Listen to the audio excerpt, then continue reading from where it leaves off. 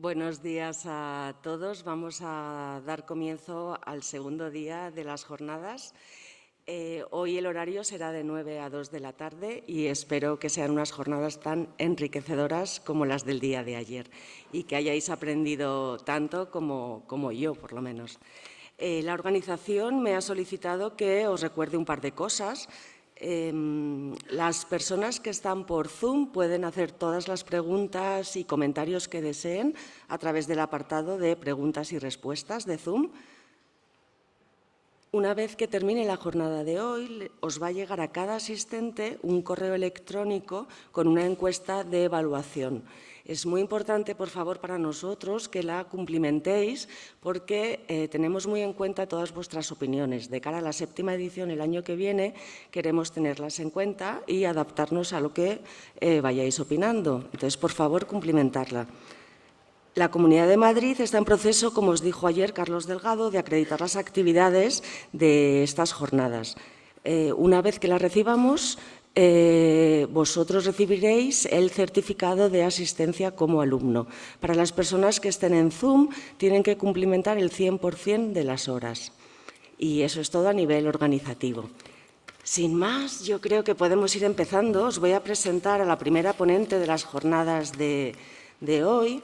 Tenemos una mesa muy interesante, facilitando la comunicación e intervención temprana. Fátima Valencia Agudo es esta compañera que tengo aquí a mi lado. Es licenciada en Psicología por la Universidad de Oviedo y especialista en Psicología Clínica vía PIR en el Hospital Universitario Central de Asturias. Es doctora en Psicología Clínica y de la Salud por la Universidad Autónoma de Barcelona.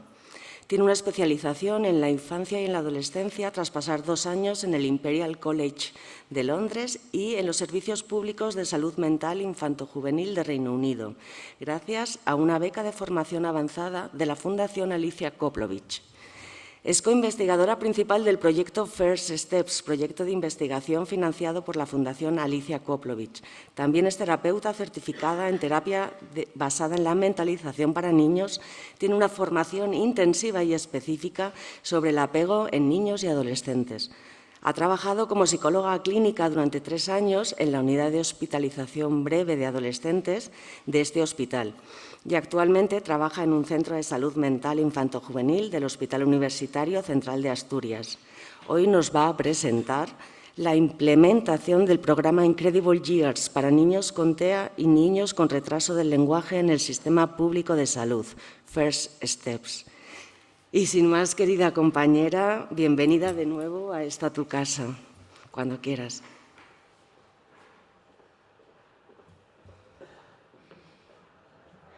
Bueno, buenos días a todos.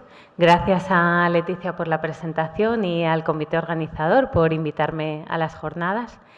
Bueno, yo os voy a hablar del proyecto First Steps, que ha supuesto un intento de implementar la intervención Incredible Years para TEA y retraso del lenguaje en los servicios públicos de salud mental de nuestro país, en diferentes hospitales.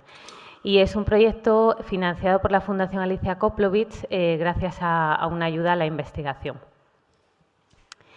Estos son los contenidos de la presentación. En primer lugar, haré una introducción acerca de la importancia de este proyecto y os presentaré la intervención Incredible Years para TEA y retraso del lenguaje. Veremos los objetivos y los métodos del estudio. Y posteriormente presentaré los resultados del estudio. En primer lugar, los resultados primarios, digamos, que tienen que ver con la viabilidad de la intervención en nuestro contexto y la satisfacción de las familias. Después veremos unos vídeos de una familia que nos explica pues, cómo ha sido su experiencia con la intervención. Y finalmente pues, veremos los resultados de eficacia preliminar. Bueno, en el Sistema Nacional de Salud, por desgracia, tenemos una limitación importante a la hora de ofrecer terapias basadas en la evidencia a niños con trastornos en el neurodesarrollo, en concreto a niños con TEA y retrasos en la comunicación y la socialización, y también a la hora de poder ofrecer ayuda a sus familias. fundamentalmente por una limitación de recursos, pues las sesiones son tan espaciadas que no podemos hacer pues, las terapias intensivas que este perfil de pacientes necesita. Sabemos por la investigación que el malestar emocional es muy frecuente en padres de niños con trastornos en el neurodesarrollo, y esto es especialmente importante porque también la investigación nos demuestra que el malestar emocional de los padres repercute en el éxito de las intervenciones. Incredible Years es una serie de programas terapéuticos desarrollados por Caroline Webster Stratton que están destinados a padres, a profesores, también a niños. Podéis ver en los cubitos los diferentes programas que hay. Entonces, algunos están orientados pues, a bebés, a preescolares, niños en edad escolar, etcétera. Se han realizado multitud de ensayos controlados aleatorizados en los que se ha demostrado la eficacia de Incredible Years. Tenemos estudios a nivel de prevención primaria con familias en riesgo, pero sin ningún trastorno diagnosticable. También tenemos estudios con familias que tienen niños pues, con trastornos de conducta y TDAH, en los que también se ha demostrado la eficacia a nivel de mejorar la conducta y el estrés parental. Y bueno, finalmente pues, se ha realizado una adaptación para TEA y para retraso del lenguaje, que también se puede aplicar con niños que tienen retrasos en el desarrollo en general. Y respecto a esta intervención, se han hecho hasta ahora, que sepamos, 3 estudios. Solamente uno de ellos, un ensayo controlado aleatorizado, que se hizo en Gales recientemente, y los otros 2 estudios eran estudios de viabilidad. Entonces, bueno, la terapia consiste en un grupo de padres que está conducido por una terapeuta y una coterapeuta. En el grupo suele haber en torno a 8 o 10 padres o madres y consta de 14 sesiones de unas 2 horas cuando se hace de manera presencial y unas 22 sesiones de hora y cuarto, hora y media cuando se realiza de manera online. Estos son algunos de los elementos que incluye la terapia. Se incluyen viñetas de vídeo en las que se presenta a familias que tienen hijos con trastornos en el neurodesarrollo, poniendo en práctica diferentes estrategias pues, para relacionarse con sus hijos, conectar con ellos o promover habilidades de socialización. Se utiliza roleplay en las sesiones como una manera de que puedan incorporar los contenidos. Y una parte muy importante de Incredible Years es el modelo colaborativo. No se trata de que las terapeutas lleguen y presenten los contenidos de manera magistral, sino que se hacen siempre reflexiones en grupo, tormentas de ideas, para que el contenido se vaya construyendo entre los participantes. Entonces, a partir de las viñetas que los padres ven, pues van sacando ideas y también a partir de su experiencia personal. Luego, una parte interesante también de la terapia y bueno, que resulta bastante dinámica y que permite utilizar el humor también en las sesiones es la parte de refuerzo positivo. Las terapeutas tienen pegatinas o caramelos y cuando los padres pues, van haciendo alguna aportación interesante, mencionan un principio fundamental de aprendizaje o se muestran voluntarios para roleplay, pues se les entrega una pegatina, un caramelo y siempre pues, haciendo mucho énfasis en pues, lo bien que lo han hecho, ¿no? La idea es un poco pues, que las terapeutas son como un modelo de cómo nos gustaría que pudiesen ellos relacionarse con sus hijos, ¿no? Salvando las distancias, obviamente. Y bueno, pues esto da lugar también luego a poder utilizar mucho el humor en la sesión, que también es parte de Incredible Years. Bueno, y finalmente pues se incluyen tareas semanales para casa, para poner en práctica las diferentes estrategias. Los programas de Incredible Years se basan en esta estructura de pirámide. En la base de la pirámide siempre está establecer una relación positiva entre padres e hijos. Entonces, ese es el primer módulo por el que vamos a empezar. A partir de ahí se van proporcionando pues estrategias para promover la regulación emocional, las habilidades sociales, etcétera. Y según vamos avanzando en la pirámide, pues ya hay estrategias más centradas en el manejo de conducta. Tenemos la parte de elogio y motivación, centrada en refuerzo positivo, y finalmente en la cúspide de la pirámide, estrategias para poner límites y manejo de conducta. La idea es que, según vamos subiendo en la pirámide, estas estrategias deben utilizarse ya de manera más puntual y las estrategias de la base de la pirámide pues, se utilizan de manera indiscriminada a diario, ¿no? De hecho, se considera algo muy positivo. Pero es fundamental que no podemos plantear un establecimiento de límites si no hay una base de una relación positiva. Os describo ahora un poco los diferentes módulos de la intervención, siguiendo también esta estructura de la pirámide. La primera parte, el primer módulo, está centrado en construir relaciones positivas con los hijos. Entonces, se centra mucho en el juego, en que los padres puedan jugar con sus hijos. Se les dan algunas ideas, ya que con frecuencia pues, los niños con TEA y también pues, con rasgos TEA, aunque no lleguen a un diagnóstico clínico, pues tienden a estar más centrados en los objetos que en las personas. Entonces hay este concepto de ponerse en el foco de atención. Es decir, que es fundamental pues poder conectar con el niño para luego después pues poder jugar o hacer cualquier otra actividad. Y para eso pues se trabajan diferentes estrategias. Además hay la idea de seguir el foco de interés del niño, pues también para que el niño se sienta visto y se sienta reconocido. El módulo de entrenamiento preacadémico y en persistencia, en primer lugar, trabaja conceptos preacadémicos que pueden ayudar al niño en su escolarización, como son colores, formas, tamaños, etcétera, tanto a nivel conceptual como también a nivel del desarrollo del lenguaje. Y la parte de la persistencia pues son estrategias para poder promover la concentración y la tolerancia a la frustración. La parte del entrenamiento social es bastante relevante, tiene unas cuantas sesiones y se trata de cómo los padres en la propia relación uno a uno con sus hijos pues pueden ir ayudándoles a mejorar sus habilidades sociales. En el entrenamiento emocional se va a ayudar a los niños a reconocer sus emociones y a expresarlas con ayuda también de algunos apoyos fundamentalmente visuales. El módulo 5 es el juego simbólico, en el que se utilizan mucho las marionetas con diferentes fines. Se van a utilizar las marionetas para promover habilidades sociales, para fomentar la empatía, etcétera, etcétera. Y a los niños generalmente les suelen gustar bastante las marionetas. En el módulo de autorregulación se trabajan habilidades de regulación para los niños y destaca pues, el uso del termómetro emocional y la técnica de la tortuga, que en Incredible Years se llama la pequeña tortuguita, que es esta que veis ahí en la diapositiva. Después estaría el módulo de elogio y motivación, centrado en el refuerzo positivo, en el que se pretende promover conductas positivas, pero también ayudar a los niños a desarrollar habilidades, ¿no?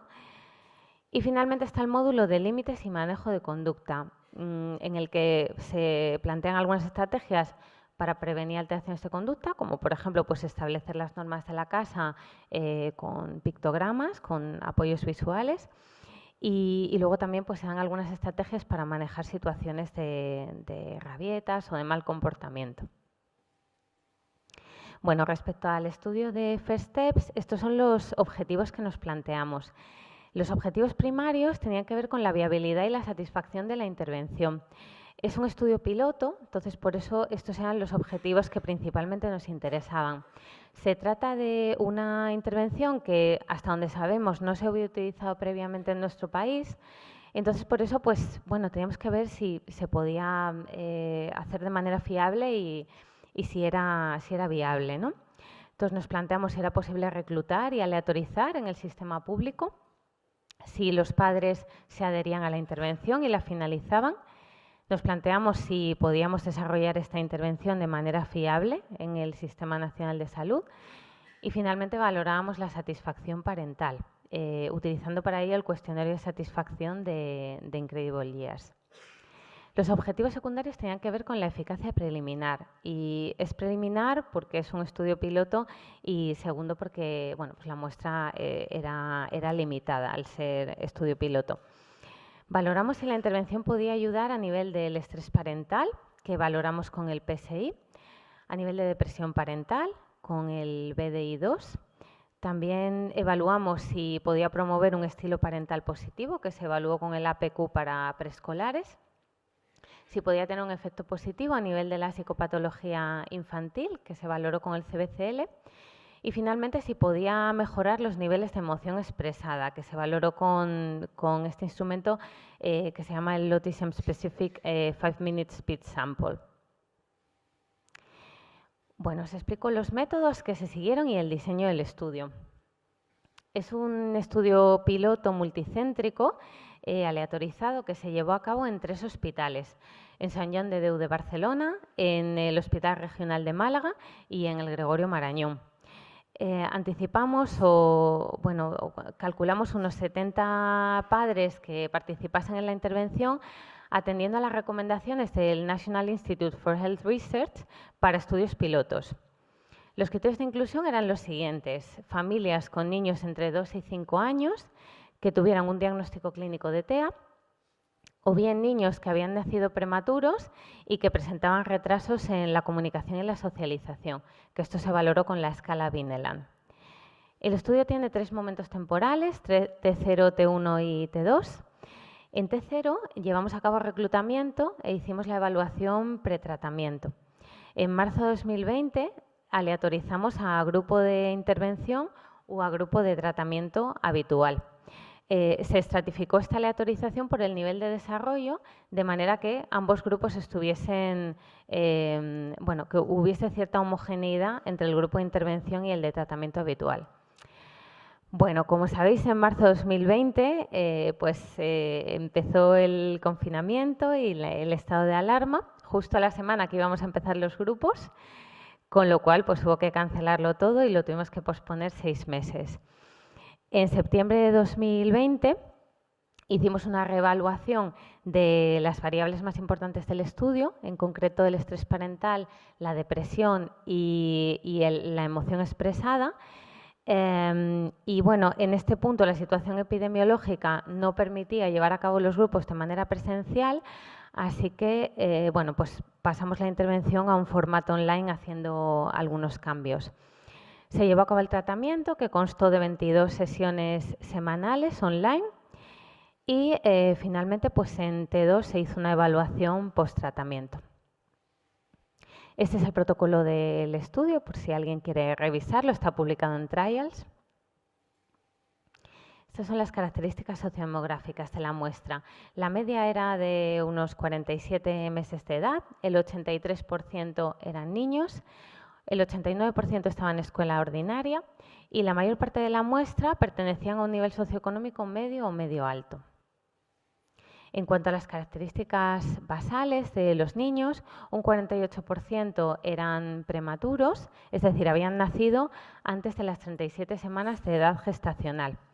Un 84% de los niños tenían un diagnóstico de TEA, que además había sido confirmado por un A22 en el 68% de los casos. El CI se valoró con el DP3 y encontramos que por debajo de 70 había un 57% de los niños. Estas son las características clínicas de las familias, que a mí me parecen especialmente importantes. Los padres nos dijeron que en un 76% de los casos no habían recibido ninguna intervención previa para ellos mismos. Es decir, puede que sus hijos fueran a terapia en centros públicos, privados, etcétera, pero ellos mismos no habían tenido ayuda directa para poder saber cómo fomentar habilidades de comunicación, de socialización en el día a día, ¿no? Bueno, el 43% tenía niveles clínicos de estrés y el 44% síntomas depresivos de diferente gravedad. Bueno, paso ahora a explicaros los resultados de viabilidad y de satisfacción de las familias. Bueno, en primer lugar nos planteamos si era posible reclutar y aleatorizar. Nos planteamos un objetivo inicial de 70 padres y finalmente conseguimos una muestra de 71, que eran 62 familias, porque en la intervención se podía participar solamente uno de los padres o bien padre y madre. Entonces había varias familias en las que participaban ambos progenitores. Bueno, tras el COVID, del parón de 6 meses, hubo 9 familias que tuvieron que abandonar el estudio, pues porque su situación vital o laboral había cambiado. Entonces nos quedamos con 28 en el grupo de intervención y 23 en el de tratamiento habitual. En cuanto a la adherencia a la intervención, un 82% de las familias finalizaron la intervención. Esto se consideraba asistir a más de 15 de las 22 sesiones que se habían planteado. Respecto a si es posible implementar la intervención de manera fiable en el Sistema Nacional de Salud, podemos decir que se llevaron a cabo todas las sesiones y se completaron todos los contenidos del manual. La fidelidad con el manual fue del 93,4%. Las terapeutas y psicoterapeutas eran personal contratado por el Sistema Nacional de Salud, es decir, en el marco del estudio no se contrató a nadie para que llevase a cabo la terapia, sino que eran profesionales que ya trabajaban en nuestros servicios. Y tuvimos supervisión con Caroline Webster Stratton, la creadora de la intervención, tanto para la propia intervención en sí como para la adaptación al formato online. Respecto a la satisfacción parental, en la diapositiva podéis ver el porcentaje de respuestas de valoraciones positivas o muy positivas que dieron los padres, ya que se les preguntó en una escala Likert. El 100% de los padres recomendarían el programa, el 100% sentían que había habido cierto progreso en sus metas. En cuanto a la intervención Increíble Días para TEA, bueno, se preguntaba por diferentes aspectos y pues el porcentaje de valoraciones positivas o muy positivas estaba entre el 95% y el 100%. Se les preguntaba por técnicas específicas de la intervención, entonces pues cada técnica tenía un porcentaje diferente de valoración, pero rondaban entre el 80 y el 100% de valoraciones positivas o muy positivas. Los terapeutas se valoraron entre el 95 y el 100% de forma positiva o muy positiva. Y el grupo se valoró al 100% de forma positiva o muy positiva. El grupo se refiere a, bueno, al grupo de padres, ¿no? A cómo funcionó el grupo, cómo se apoyaban entre ellos y demás. Bueno, les preguntamos también por la satisfacción con el formato online. Hicimos una pregunta con una respuesta tipo Likert, ¿cómo valorarías el formato online? Y posteriormente 2 preguntas abiertas acerca de aspectos positivos y limitaciones del estudio, del formato online. Entonces, el 56% de los padres valoraron el formato online como extremadamente útil y el 34% como muy útil. En cuanto a aspectos positivos, analizamos de manera cualitativa las respuestas y lo que nos planteaban era que proporcionaba un mejor acceso a la terapia. Para muchas familias era mucho más fácil poder acceder a la terapia al ser el formato online y de otra manera quizás no hubieran podido participar. Y ayudaba también a la conciliación familiar entre cuidado de hijos, trabajo, etcétera. En cuanto a las limitaciones, señalaban que las relaciones interpersonales se volvían un poco distantes y había limitaciones a la hora de aplicar ciertos contenidos, especialmente el roleplay. Finalmente señalaban pues, que era un poco complicado adaptarse al formato online, pues en el sentido de tener los micrófonos cerrados, no hablar todos a la vez, pero bueno, esto fue algo que en nuestra experiencia se fue solventando. Bueno, paso ahora a explicaros los resultados de eficacia preliminar. Se llevó a cabo un modelo de ecuaciones de estimación generalizadas y se introdujeron las siguientes variables de control. Se controló por el diagnóstico de TEA, ya que aunque la mayoría tenían un diagnóstico de TEA, no el 100% de ellos, y se controló por el centro de intervención, ya que se había llevado a cabo el estudio en diferentes hospitales. Controlamos también, en el caso del análisis de estrés parental en T2, controlamos por la psicopatología infantil en T0 y en el caso del análisis de la psicopatología infantil en T2, controlamos por la depresión parental en T0, un poco atendiendo a la literatura previa. Bueno, estos son los resultados. Encontramos que no hubo diferencias significativas entre el grupo de intervención y el grupo de tratamiento habitual en estrés parental, depresión, psicopatología infantil, emoción expresada total. Sí encontramos una tendencia a la significación en el estilo parental positivo y encontramos un efecto de interacción respecto a la emoción expresada. La prueba de emoción expresada tiene 3 subescalas: la escala total, los comentarios críticos y los comentarios positivos.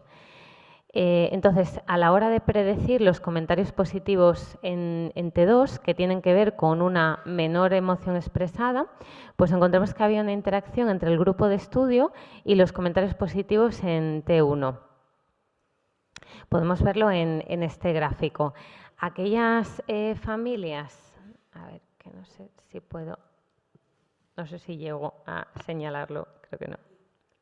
Sí, pero no, es en esta pantalla, pero no sale, no sé por qué. Bueno, en la línea horizontal, pues ahí podemos ver los comentarios positivos en T1. Entonces vemos que cuando las familias tenían menos comentarios positivos al inicio del estudio, pues las diferencias entre el grupo de control y el grupo de intervención eran mucho más reducidas, ¿no?, respecto a los comentarios positivos en T2.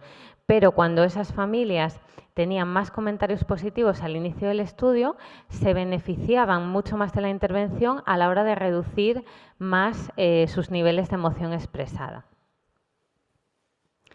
Bueno, paso a las conclusiones. Bueno, podemos concluir respecto a la viabilidad de la intervención en el sistema público que fue posible reclutar, aleatorizar y llevar a cabo la intervención de manera fiable en los servicios públicos de salud mental. Más del 80% de las familias finalizaron la intervención y las familias reportaron niveles muy altos de satisfacción, tanto con la propia intervención como también con el formato online. Y esto tiene claras aplicaciones en los servicios públicos de salud mental infanto-juvenil, ya que, como comentaba, pues hay una limitación ahora mismo muy importante, ¿no?, a la hora de poder ofrecer terapias basadas en la evidencia tanto a niños con trastornos en el neurodesarrollo como a sus familias. En cuanto a la eficacia, no pudimos demostrar la eficacia de la intervención a nivel estadístico en este estudio. Comparando con el estudio que se hizo en Gales recientemente, pues los resultados son bastante similares. Encontraron que también el estudio la intervención era viable y la satisfacción parental era muy alta, pero no encontraron diferencias a nivel de estrés parental. Entonces, bueno, pensamos que quizás esto puede tener que ver con que se trata de dificultades, ¿no?, en el TEA o en otros retrasos en el desarrollo que conllevan niveles de estrés crónicos en los padres, ¿no?, porque esas dificultades pues son también de tipo crónico. Entonces, quizás una intervención breve, medir el estrés parental a corto plazo, pues es difícil ver cambios en este sentido. Encontramos una tendencia a la significación en el estilo parental positivo, que habría que ver si con una muestra mayor podría demostrarse esta significación a nivel estadístico. Y esto es muy relevante tanto a nivel de la relación padres-hijos, ¿no? El estilo parental positivo se ha demostrado que está asociado con un apego positivo y con muchos otros outcomes positivos para el niño. Y también incluso hay estudios que demuestran su importancia a nivel del desarrollo, ¿no?, incluso siendo un factor de protección a la hora de mejorar el desarrollo en un contexto de adversidad. Tuvimos en este estudio limitaciones relacionadas con la pandemia COVID. Nuestra muestra se vio reducida por el parón que tuvimos que hacer. Y también fue una situación que, bueno, pues a nivel mundial generó una situación de estrés en los padres en general, pero también especialmente en padres de niños con TEA y otros trastornos en el neurodesarrollo. Entonces, esto es una variable muy confusora importante, ¿no?, para ver si nuestro estudio podía ayudar a nivel de estrés. Tuvimos además que cambiar al formato online, lo que, bueno, pues pudo suponer una dificultad, aunque es verdad que tuvimos la supervisión de Caroline Webster Stratton para realizar este cambio de manera adecuada. Bueno, entonces consideramos que la eficacia deberá valorarse en futuros estudios con una muestra mayor, quizás con un seguimiento a medio y largo plazo para ver cómo afecta a nivel del estrés de los padres, y quizás también tenemos que valorar otros factores, ¿no? Pues, por ejemplo, si los padres están pudiendo poner en práctica las estrategias que se enseñan en la intervención, o si hay una repercusión a nivel del desarrollo a medio o largo plazo. Bueno, finalmente os presento al Incredible Team, que bueno, ha puesto muchísimo esfuerzo y muchísima dedicación a este estudio, porque bueno, es verdad que ha habido muchas dificultades entre pandemia por medio, circunstancias personales, y bueno, gracias a todas ellas pues ha salido adelante. Las coinvestigadoras principales, Marina y Laia, terapeutas, psicoterapeutas, becarias de investigación, agradecerle a todas ellas su esfuerzo. Gracias.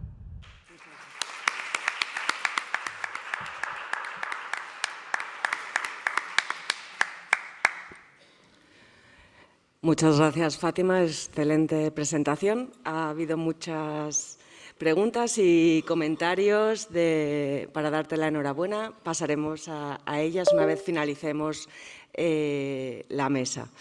Ahora voy a presentar a María Díez Juan, que se va a unir a nosotros a través de Zoom. Ella está aquí con nosotros, pero físicamente se encuentra en Barcelona. María Díez Juan es psicóloga infanto-juvenil especializada en alteraciones del neurodesarrollo. Es psicóloga adjunta senior en la unidad multidisciplinar del trastorno del espectro del autismo UNIM-TEA, del área de salud mental del Hospital Sant Joan de Déu de Barcelona. Es directora clínica del Institut TEA Care más Casadevall, terapeuta y formadora acreditada del modelo Denver de atención temprana por el Mind Institute UC Davis de California. Es coinvestigadora del ensayo clínico CARE-SDM, en el que se investiga acerca de la eficacia de modelos mediados por la familia en la intervención temprana del trastorno del espectro del autismo y las variables del adulto que facilitan la comprensión e implementación de las estrategias evidenciadas en el contexto natural. María y yo nos conocemos desde hace muchos años. Es una excelente terapeuta y formadora con una inmensa profesionalidad, pero sobre todo destacaría de ella que tienes una calidez y una sensibilidad fuera de lo común. Hoy nos va a presentar el modelo Denver, esta vez aplicado al contexto comunitario. Y sin más, muchas gracias, María, por aceptar nuestra invitación y estoy deseando escucharte cuando quieras. Muchísimas gracias, Leticia. Gracias también a mis compañeras de mesa y a Fátima por la primera presentación tan rica que hemos tenido. ¿Me confirmas, Leticia, que me escucháis bien? Perfectamente. Y Se se ve ve y bien se la escucha muy pantalla. bien. Sí, tanto Perfecto. las diapositivas y a ti misma también. Vale, muchas gracias. Pues gracias a la organización y a Leticia por la invitación y la confianza para poder compartir con nosotros vuestro trabajo. Os vamos a presentar, en este caso os voy a presentar cómo es la aplicación comunitaria del modelo Denver, del Early Start Denver Model o modelo Denver Atención Temprana, como lo conocemos en España, en su aplicación comunitaria, en ese ejercicio que muchos de los modelos están haciendo para transferir esas praxis basadas en la evidencia, ¿no? En esos ensayos clínicos que tienen una inversión de recursos y tanto de duración como de intensidad muy elevado, pero traspasado a los servicios comunitarios de atención temprana. De ahí nace el CESDM o el Community ESDM, en ese ejercicio de poder sintetizar esas praxis que se han mostrado eficaces y esa transferibilidad al contexto comunitario que habitualmente pues, no dispone de los mismos recursos ni en duración ni en intensidad para la atención temprana, en este caso del riesgo de autismo o de un trastorno del espectro del autismo. Sabemos que el diagnóstico formal del TEA es fiable ya entre los 18 y 24 meses y es posible empezar a intervenir desde las primeras señales de alarma sin que se haya configurado previamente un perfil inequívoco dentro del espectro del autismo. Os cito este artículo nuevo que ha salido hace poquito en el que participa Saliozonov, Miller y Yu, donde podemos encontrar más información acerca de los instrumentos de screening y de evaluación específica en las primeras etapas del desarrollo para identificar señales de alarma dentro del espectro del autismo. Vamos a seguir un esquema en el que os vamos a presentar este proyecto de atención temprana. Nosotros estamos ahora justo desarrollando un ensayo clínico eh, y os vamos a presentar cómo lo hemos adaptado desde ese modelo Denver a la aplicación comunitaria en un sistema público de salud en el Hospital Sant Joan de Déu de Barcelona. Vamos a comentar los elementos específicos de los NDVIs o las intervenciones naturalistas basadas en el desarrollo y en la conducta, con esa vertiente mediada por la familia y el papel tan importante del acompañamiento activo del terapeuta. Vamos a describir las praxis basadas en la evidencia específicas que nacen, ¿no?, o que se desprenden del modelo Denver en la aplicación comunitaria y unas conclusiones que nos podamos llevar todos para reflexionar en nuestra praxis clínica con la población de edades muy tempranas. Pues mirad, el proyecto Teaquer Mas Casada Vall se instala en el área de salud mental del Hospital Sant Joan de Déu de Barcelona, dentro del contexto de la unidad altamente especializada UNINTEA. Es un proyecto muy especial porque tiene unos promotores que son las propias familias de la Fundació Autisme Mas Casada Vall y tiene una vertiente clínica de instaurar un programa de atención temprana en etapa muy previa, a partir de los 18 meses y hasta los 30 meses, y se desarrolla un proyecto de investigación específico. Contamos con el asesoramiento de UC Davis y con el apoyo de Fundación La Caixa. Veis que somos un equipo pues pequeñito, pero multidisciplinar y con una visión muy transdisciplinar, en la que tanto los procesos de evaluación como de diagnóstico y de implementación terapéutica la realizamos de forma coordinada. No es fácil generar praxis transdisciplinares, pero está siendo muy enriquecedor esa evaluación transversal y también esa intervención específica a través de diferentes disciplinas formadas en un mismo enfoque. El programa clínico de atención temprana, estamos haciendo los primeros análisis del estudio piloto con las primeras familias. Aproximadamente tenemos 28 familias que han concluido las primeras fases del proyecto y estamos encontrando mejoras en las estrategias de estimulación por parte de los cuidadores referentes del programa, aprendizaje de habilidades en los niños, principalmente de cognición y de lenguaje, y elevada satisfacción cuando evaluamos esa viabilidad de estrategias y ese empoderamiento familiar final. Al ser un programa basado en la evidencia, pero con esa vertiente de transferibilidad, también estamos encontrando que podría ser posible su aplicación en la red más comunitaria de todos los centros de atención temprana, pero para ello necesitamos instaurar un diálogo y detectar fortalezas y necesidades que puedan garantizar posteriormente esa transferibilidad una vez que hayamos demostrado que esa adaptación comunitaria está funcionando en nuestra comunidad, ¿vale?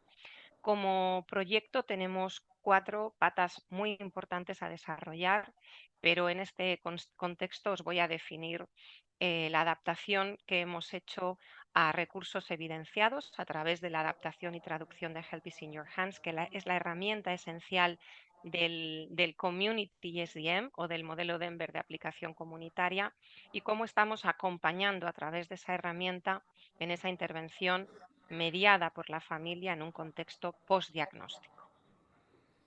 De manera que vamos a entrar en estos 2 puntos, en cómo hemos adaptado y cómo se ha generado esa adaptación en español de Help is in Your Hands, y cómo vamos a acompañar tras el diagnóstico a esas familias a través de un NDVI evidenciado, mediado por los cuidadores.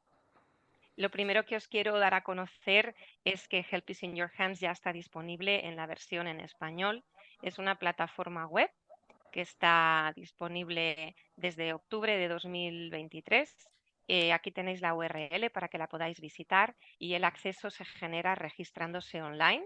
Es de acceso gratuito y en estos momentos está ya publicada para acceso internacional, así que os animo a que la podáis conocer para poder realmente entrar en todos los contenidos de Help is in Your Hands. Son 4 módulos que desarrollan 4 lecciones cada uno y que están basados en el manual naranja que tenéis aquí a vuestra izquierda, en el que se describen pautas específicas para la familia, ¿vale? Vamos a ver unos ejemplos.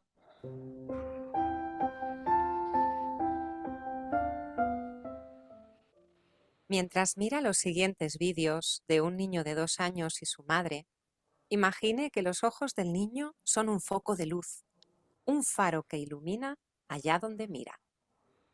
Entiendo que se está escuchando bien y lo veis bien. Perfectamente, María, gracias. Gracias.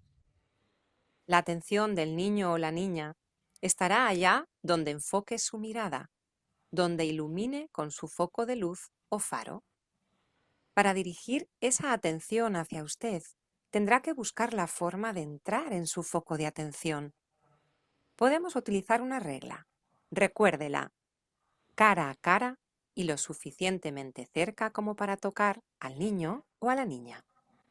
Veamos cómo una madre resuelve el problema y entra en el foco de atención de su hijo, cara a cara y lo suficientemente cerca como para tocar al niño mientras hacen una actividad del día a día. Entonces veis que siempre habrá una misma secuencia. Hay un planteamiento inicial, que sería el planteamiento de la técnica, y después siempre existen un acompañamiento desde el vídeo real de familias a que vamos a ver a continuación. ¿Bloques o puzzles? ¿Cuál quieres? ¿Bloques o puzzles? Bloques. Bloques.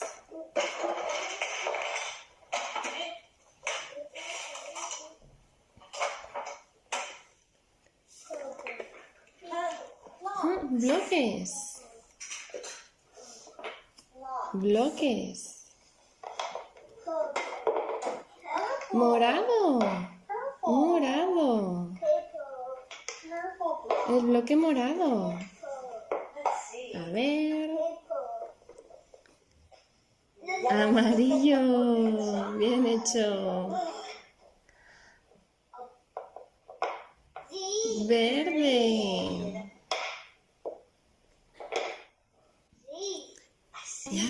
¿Vale?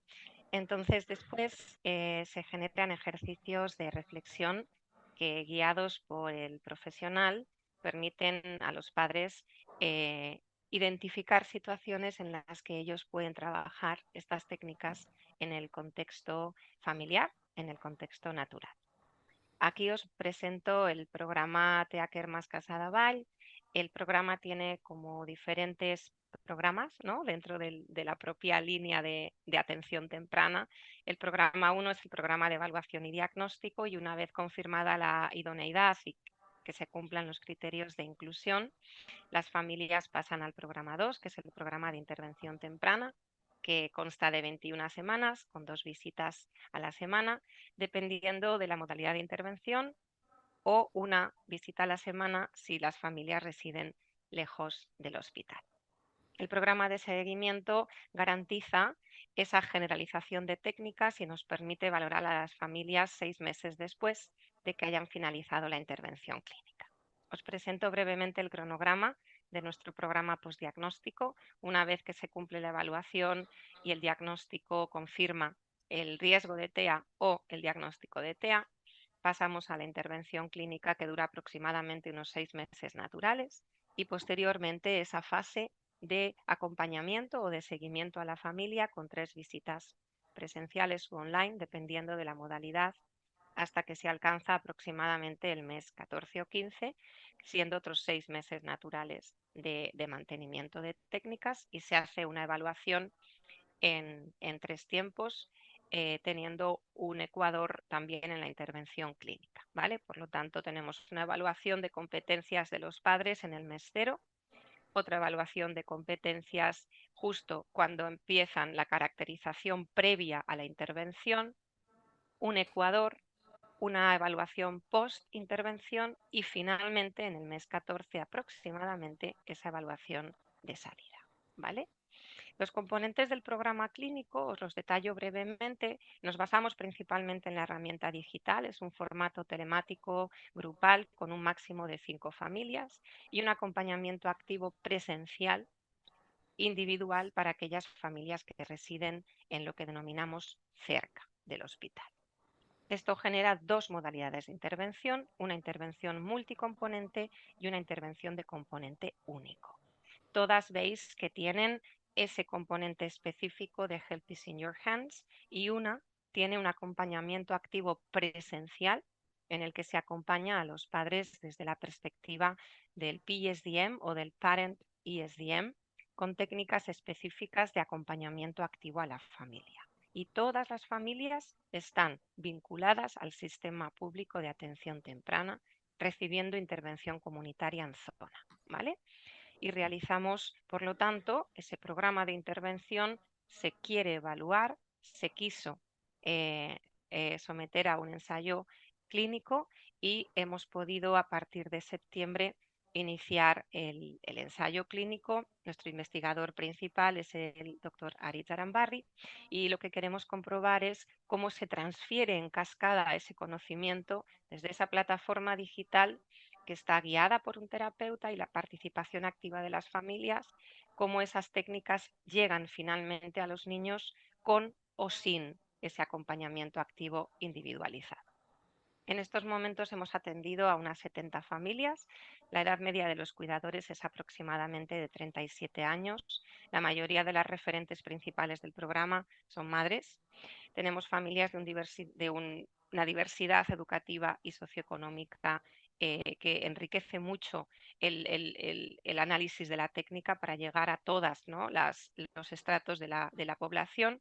La edad media de los pequeñitos y pequeñitas es de 2 años aproximadamente, siendo el 82% niños, con una afectación importante según el módulo Toddler de la 2.2 y también con dificultades muy significativas en el lenguaje.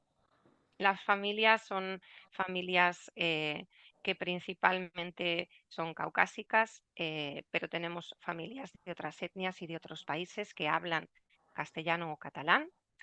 Y como veis, la caracterización de la familia también es importante. Estamos mirando otras variables que tienen que ver principalmente con el nivel socioeconómico, pero también hay una caracterización muy potente a nivel de estrés familiar, estrategias de afrontamiento y salud mental. En cuanto a las intervenciones mediadas por la familia en el contexto de los NDVIs, me gustaría compartir una reflexión acerca de en qué consiste una NDVI. Pues bien, este tipo de intervenciones tienen un marco muy importante de ciencias del desarrollo y de ciencias del aprendizaje que permite o acompaña desde una perspectiva evolutiva el aprendizaje y la estimulación temprana desde etapas tan tempranas como los 12 o los 18 meses. Todo esto aplicado en contexto natural. Entonces, el reto que tenemos por delante es cómo hacer llegar esos principios de implementación generales de los NDVIs a las familias, padres, madres, como agente principal en el proceso de estimulación temprana.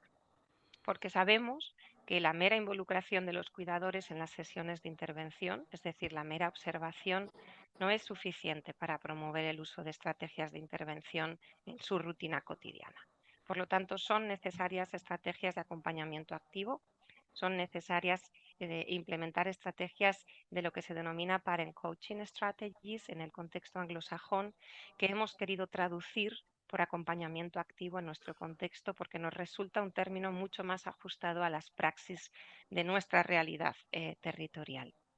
Entonces es muy importante que los terapeutas que generamos o que implementamos praxis comunitarias basadas en la evidencia estemos formados en técnicas de acompañamiento activo, desde cómo implicar activamente a los referentes, desde una perspectiva colaborativa, cómo practicar, ¿no? y generar reflexión acerca de cómo van a usar esas estrategias en las rutinas diarias, aterrizar los componentes de la plataforma, en este caso de Help is in Your Hands, o de otros programas, una demostración colaborativa en el contexto en el que se realicen praxis en directo con la familia desde esa perspectiva en vivo, y cómo generar tanto feedback como reflexión o resolución de problemas ante los retos o oportunidades que se encuentren los padres y las madres en el día a día con sus hijos.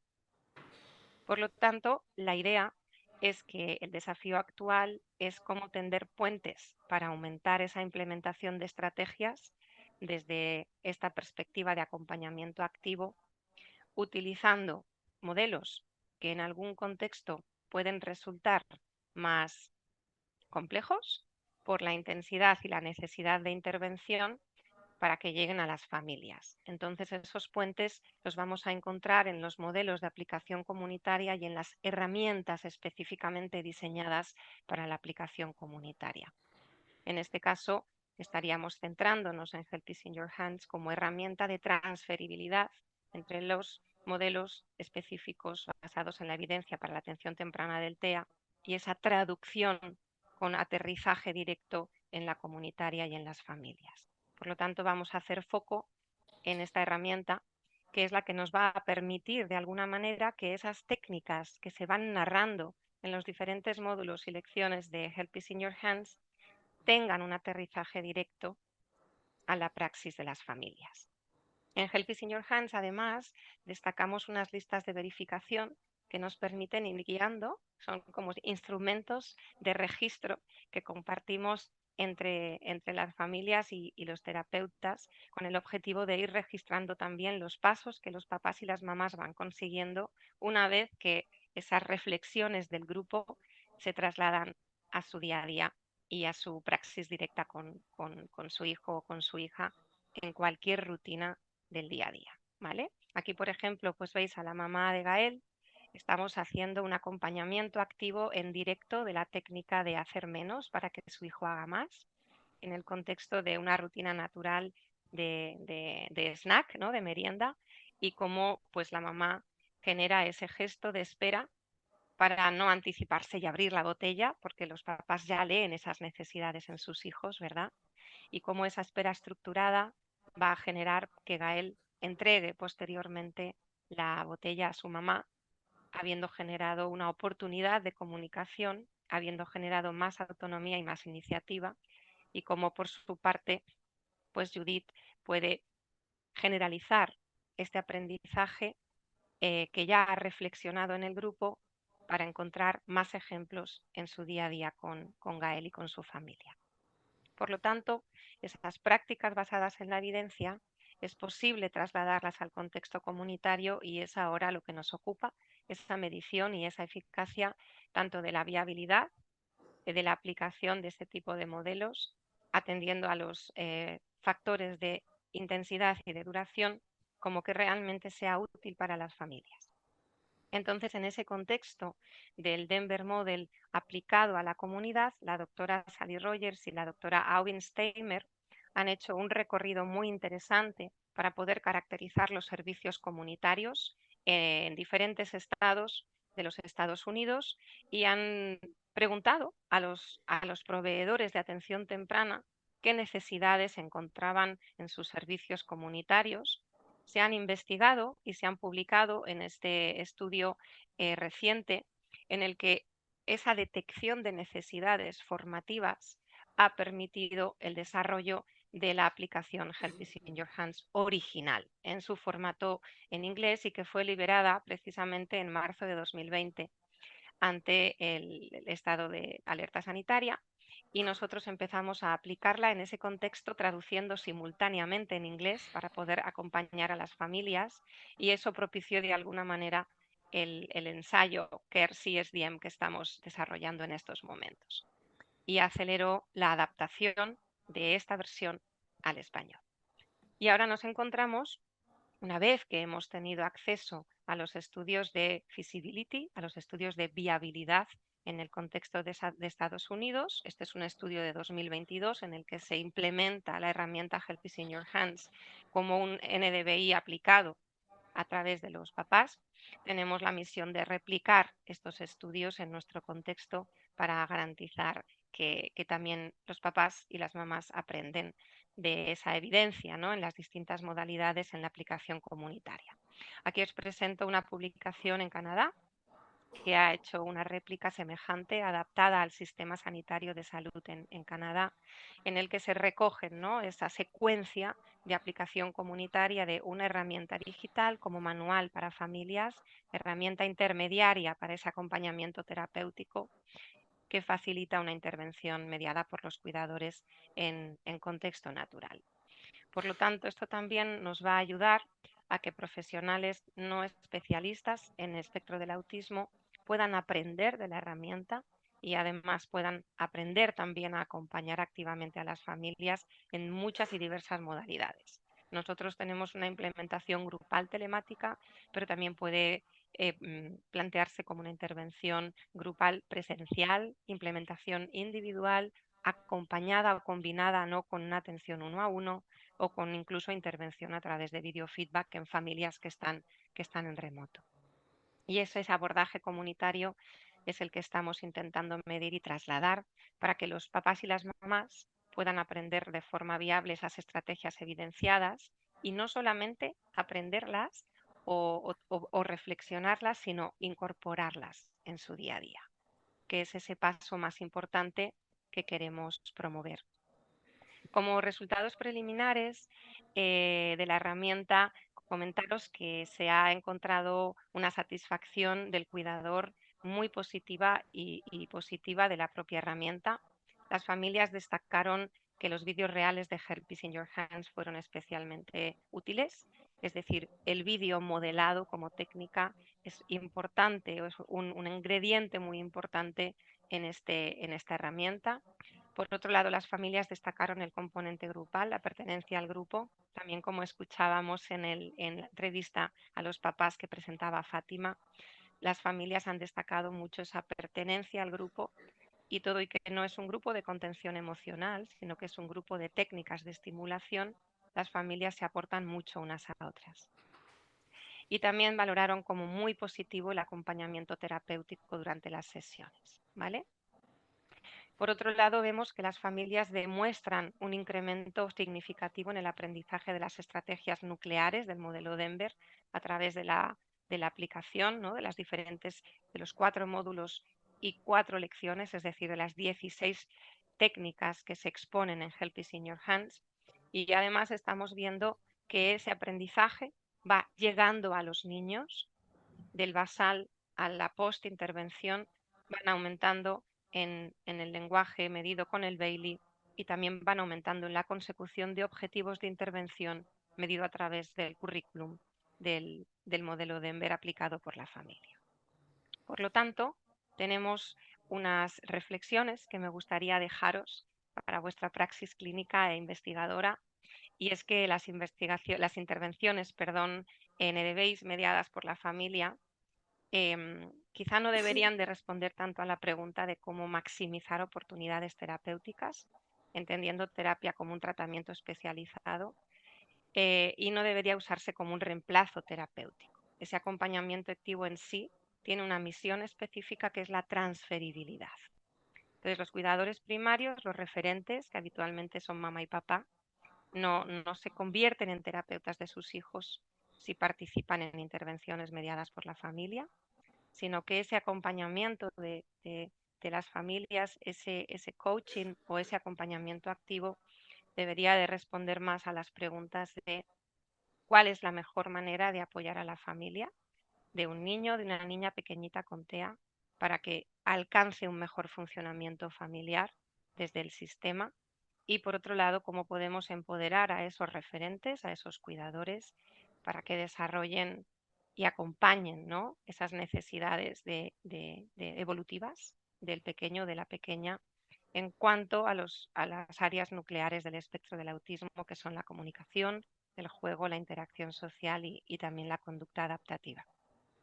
Para nosotros está siendo muy interesante posicionarnos como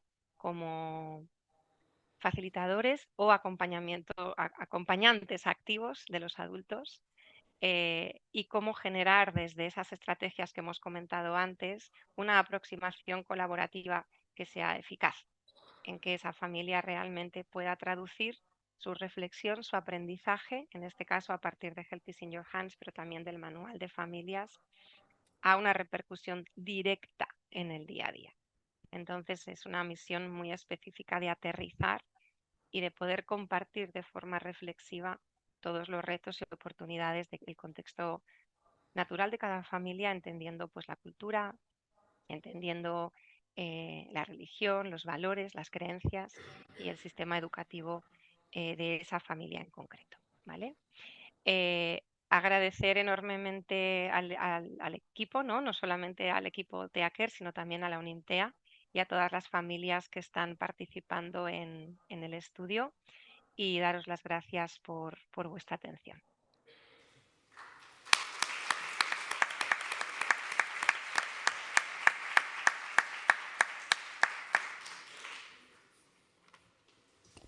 María, muchísimas gracias por tu presentación. Excelente trabajo el que estáis haciendo en Sant Jan de Déu.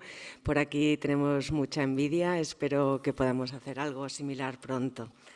Si te puedes quedar con nosotras, al final de la mesa te haremos alguna pregunta que ha surgido mientras te escuchábamos. Perfecto. Gracias.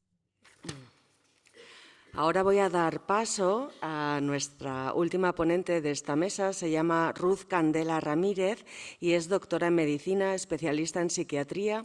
Es también licenciada en psicología, tiene un máster en neuropsicología. Actualmente trabaja como psiquiatra en el Hospital Universitario de Fuenlabrada de Madrid. Ha participado como investigadora colaboradora en varios proyectos de investigación con el Instituto de Historia de la Ciencia del CSIC. Es también profesora colaboradora del grado de Psicología de la Universidad Oberta de Cataluña y participa también en el máster de Neuropsicología y Educación de la UNIR. Es especialista en sistemas aumentativos y alternativos de la comunicación, profesora del posgrado especialista en SACS y de la Universidad de Castilla-La Mancha. Es cofundadora de AlphaSAC, que es una entidad sin ánimo de lucro que tiene como objetivos promover la formación y la investigación en comunicación alternativa, aumentativa alternativa, así como los derechos en comunicación y alfabetización de las personas con necesidades complejas de comunicación. Hoy nos va a hablar de los sistemas aumentativos alternativos de comunicación y es un verdadero placer tenerte aquí. Muchas gracias.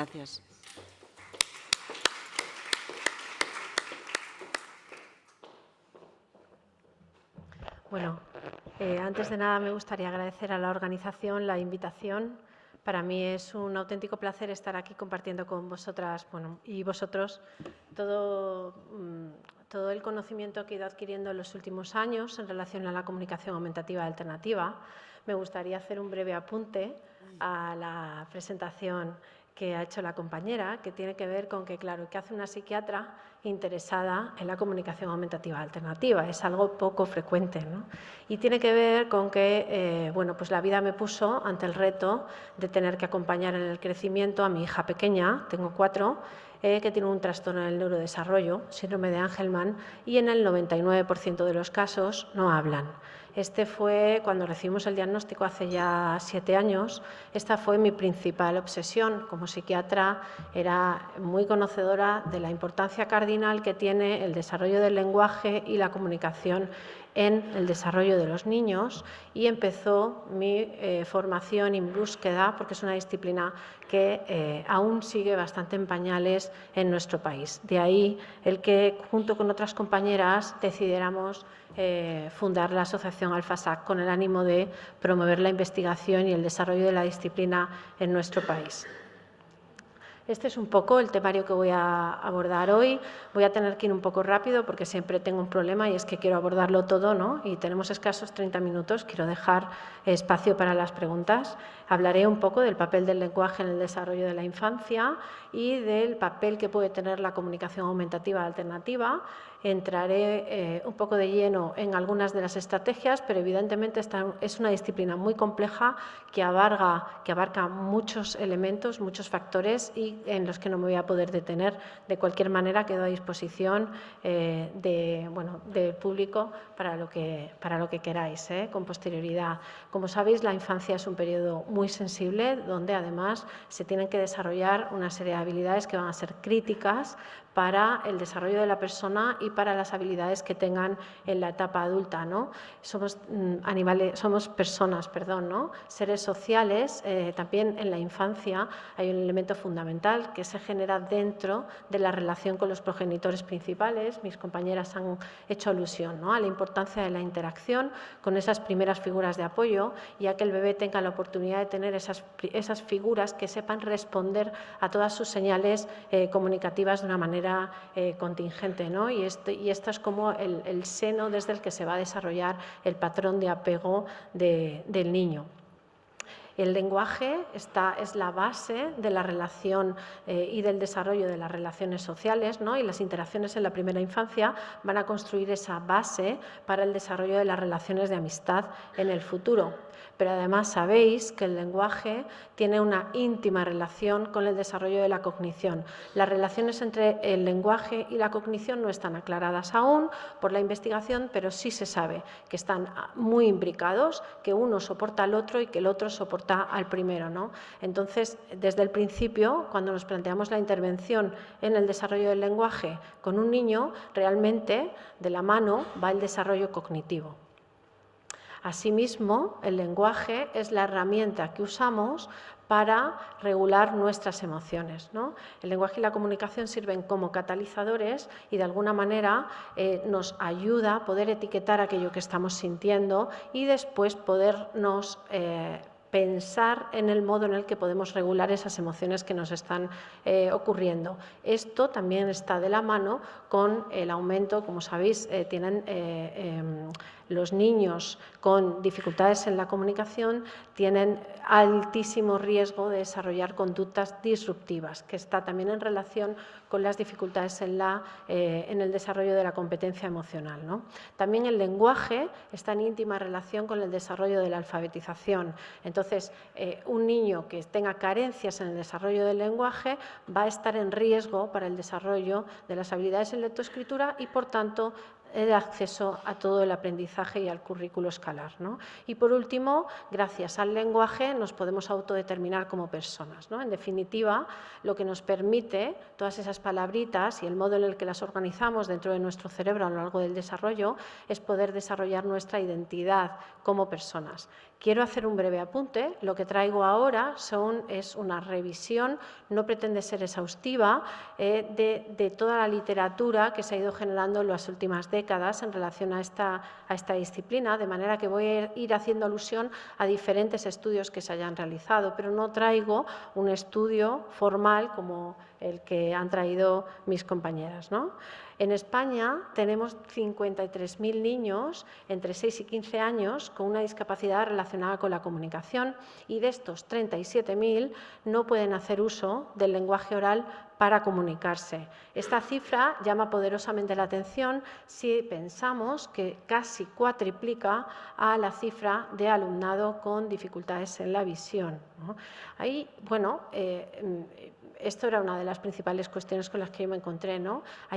Todavía no está extendida las prácticas basadas en la evidencia, en la intervención en comunicación aumentativa alternativa y, bueno, creo que, que es un objetivo que nos deberíamos plantear que se pudieran extender de la misma manera en la que se están extendidas aquellas prácticas de apoyo al alumnado que tiene discapacidad relacionada con la visión o, por ejemplo, con la audición, ¿no? ¿Qué llamamos a una persona que tiene necesidades complejas de comunicación? Del inglés Complex Communication Needs, ¿no? Pues cualquier persona cuyas habilidades lingüísticas no consigue satisfacer sus necesidades comunicativas en el día a día. Este es un colectivo que está sujeto a una especial vulnerabilidad en el desarrollo. Por un lado, por la condición de discapacidad que tienen y, en segundo lugar, por el hecho de que no puedan hacer uso del lenguaje oral. El lenguaje oral es la base de todas nuestras relaciones, es la base del aprendizaje, es la base de cómo nos relacionamos, ¿no? Y una persona que no puede hablar está en riesgo desde el primer momento en el que se empiezan a desarrollar ese retraso en el desarrollo del lenguaje oral, ¿no? Van a tener muy pocas oportunidades para desarrollar habilidades comunicativas funcionales, el desarrollo del habla, por supuesto, el lenguaje en general, desarrollo cognitivo, aprendizaje, la lectoescritura, pocas oportunidades de participar en la sociedad edad, pocas oportunidades de tener acceso a una educación de calidad y, por supuesto, a una calidad de vida. Para esto tenemos la comunicación aumentativa alternativa. Esta es una disciplina que lleva en desarrollo desde los años 50-60 y que se refiere, es una disciplina muy amplia, que se refiere a todas las herramientas y estrategias que sirven para afrontar las dificultades en comunicación, ¿no? Aquí se incluiría todo, se incluirían los gestos, las miradas, los signos, los objetos reales, las imágenes, los pictogramas, por supuesto, los comunicadores dinámicos con salida de voz. Tenemos diferentes tipos de comunicación aumentativa y alternativa, como podéis ver en pantalla.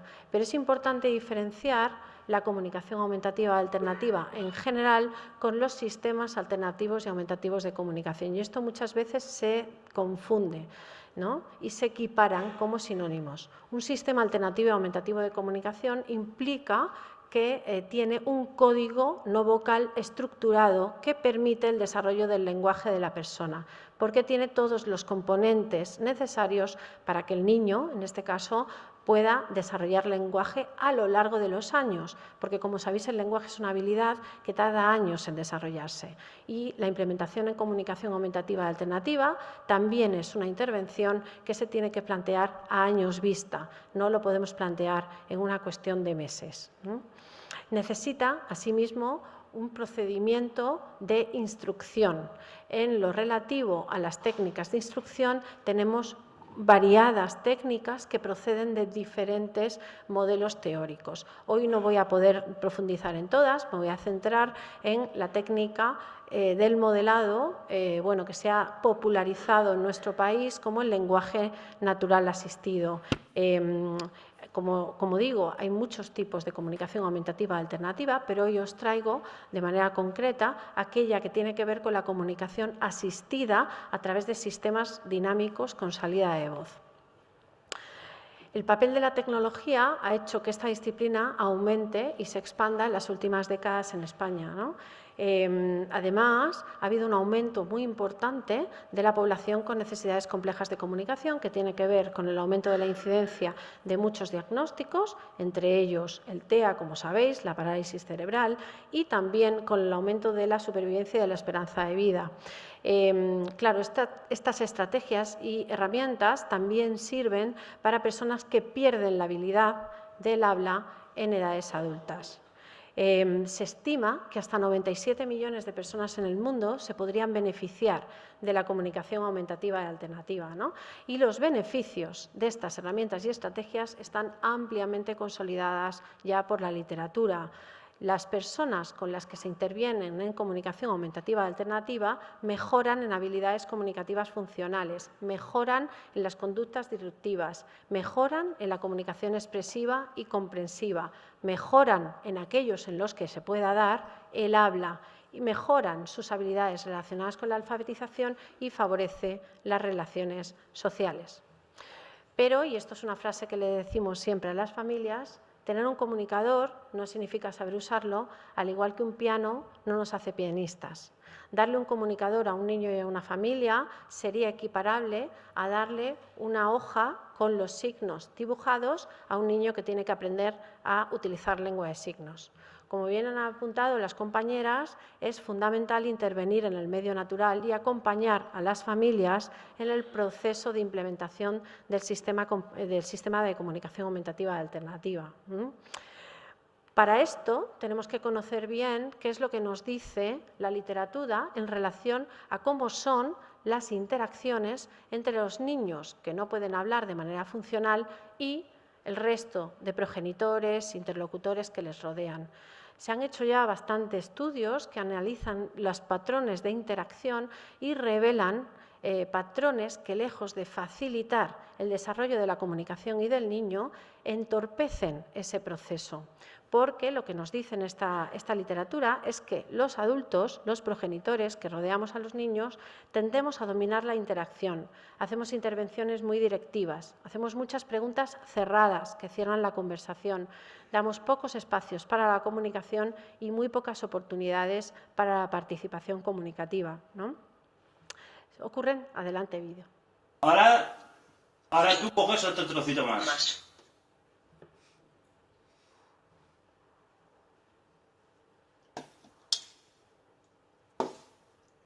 No, de la boca, sacárselo de la boca, mal. Ahí, pincha más. Más.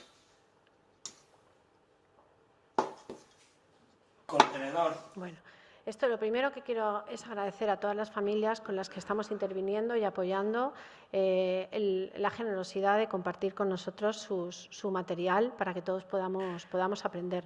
Pero este estilo de interacción es muy frecuente al inicio, ¿no? Es muy frecuente, en el que no se ofrecen las oportunidades comunicativas para que favorezcan, ¿no?, el desarrollo de la participación social del niño. Entonces, por esto es tan importante intervenir y acompañar a los padres, a las familias, en la implementación del comunicador, porque si no, corremos riesgo de que se desarrollen patrones interactivos que favorecen la dependencia, la apatía, las conversaciones no son equilibradas y, sobre todo, generamos modelos de lenguaje que son muy pobres, ¿no?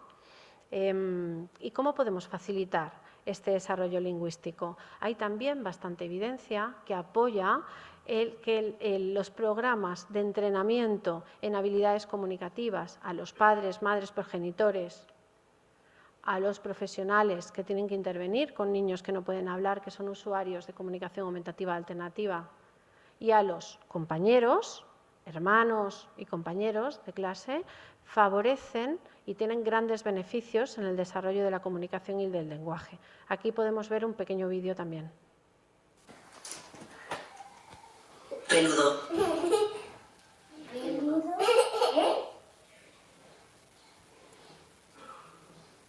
Peludo. Estás musgo. Peludo. Esto es peludo.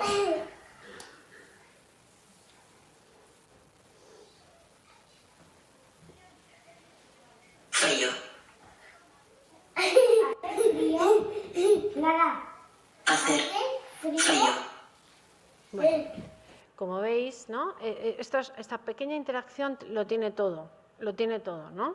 Hay modelado del lenguaje, esta es la principal estrategia, que es cómo el resto modelamos con el comunicador, acompañamos el habla con el comunicador para que el niño aprenda con un repertorio de respuestas con su sistema alternativo y aumentativo de comunicación y cómo respondemos al mismo, ¿no? Quizás la mayoría de los adultos, ante la respuesta de la nena diciendo frío, aparentemente descontextualizado, hubiéramos dicho, no, no hace frío, el perro no está frío, ¿no? Pero el niño acoge esa comunicación como válida y le devuelve y andamia el desarrollo del lenguaje. En esencia, esto es lo que tenemos que ir ayudando, ¿no?, a los progenitores y al resto de interlocutores a poder desarrollar, ¿no? Las intervenciones que entrenan a los interlocutores de usuarios de sistemas alternativos y aumentativos de comunicación en el uso de este tipo de estrategias y herramientas redundan en mejoras en el vocabulario receptivo, expresivo. La mayoría de los niños combinan palabras y, por supuesto, hay una mejora en la toma de turnos, ¿no? En definitiva, como venía resumiendo, tenemos que, por un lado, ofrecer un input lingüístico aumentado y, en segundo lugar, tenemos que saber reconocer los actos potencialmente comunicativos del niño y dar una respuesta contingente que haga más probable que ese niño vaya desarrollando el lenguaje a través de su sistema alternativo y aumentativo de comunicación. Aquí cobra especial relevancia el input lingüístico. Muchas de las herramientas y estrategias que se han utilizado en comunicación aumentativa y alternativa han dejado de lado este input lingüístico y los niños y niñas desarrollan lenguaje inmersos en un entorno donde están recibiendo el modelo del lenguaje permanentemente, ¿no? Entonces, la estrategia del modelado es una de las estrategias que tenemos que considerar como fundamental. Igual que cuando tenemos un niño con discapacidad auditiva y que tenemos claro que va a tener que aprender lenguaje a través de la lengua de signos, todo su entorno tiene que aprender lengua de signos y ese niño tiene que crecer inmerso en lengua de signos. Los niños usuarios de sistemas de comunicación aumentativa alternativa debieran crecer inmersos en un entorno en el que todo el mundo usa estos sistemas para comunicarse con ellos de manera natural, en el entorno natural. La manera de usarlo es acompañar, como habéis visto, el habla con el sistema. Adelante. Mira, aquí. Vamos aquí al tiempo. Ayer. Estuvimos Decir. diciendo cosas a los Tío Nacho, Nacho, a tía la tía Cris. Bueno. La investigación sostiene que cuando modelamos, que cuando todas las personas de alrededor del niño usa su sistema para comunicarse con ellos, la mayoría de los niños ganan en comunicación expresiva y receptiva, aumento en el conocimiento del uso de los pictogramas, la mayoría aprende a generar mensajes de varias palabras, aumenta la participación en las actividades de aula y es efectiva en distintos grupos de edad, distintos diagnósticos y distintos grupos de edad, infancia, adolescencia y adultos. La evidencia sugiere que los interlocutores deberíamos usar esta estrategia. Para ello, lo primero que tenemos que hacer es saber reconocer la comunicación del niño. Es decir, esto es fundamental, ¿no? Está en la base de cualquier interacción, está en la base del desarrollo de la conexión y de la relación entre los padres y los hijos y también tiene que estar en la base, ¿no? Esto es algo que decimos mucho. No podemos poner la tecnología en el centro. Lo que tenemos que poner en el centro es la interacción, la conexión con el niño. Tenemos que conseguir ayudar a las familias a que puedan incorporar esta tecnología de manera natural, hasta, en un caso ideal, hasta que casi que no se vea, que parezca que no esté, porque el centro siempre tiene que ser la interacción.